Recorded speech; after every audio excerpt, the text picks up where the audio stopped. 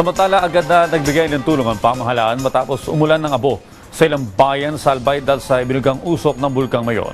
May report si Connie Kalipay ng Philippine News Agency.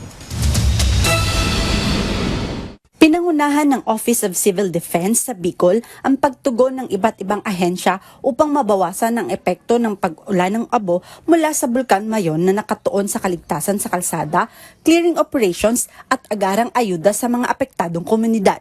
Pinulong ni Civil Defense Deputy Administrator Assistant Secretary Rafi Alejandro ang mga pangunahing ahensya kabilang ang Municipal Disaster Risk Reduction and Management Office ng Ginobatan, Bureau of Fire Protection, Philippine National Police at ang Department of Public Works and Highways upang pabilisin ang flashing operations sa mga pangunahing kalsadang tinamaan ng makapal na abo.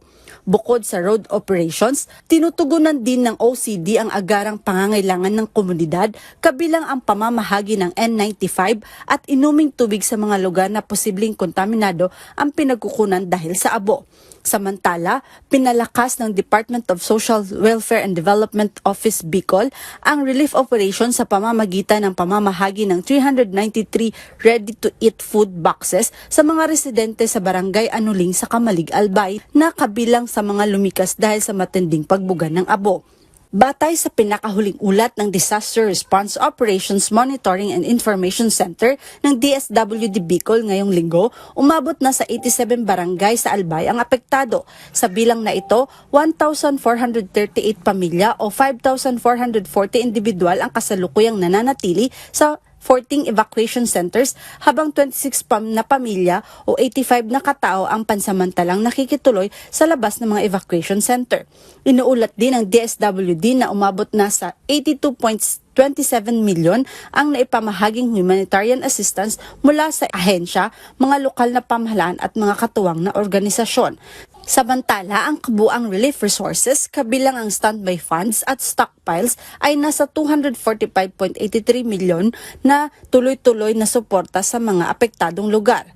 Nagpaalala naman ang Department of Health sa publiko na mag-ingat sa dulot ng pagbuga ng abo.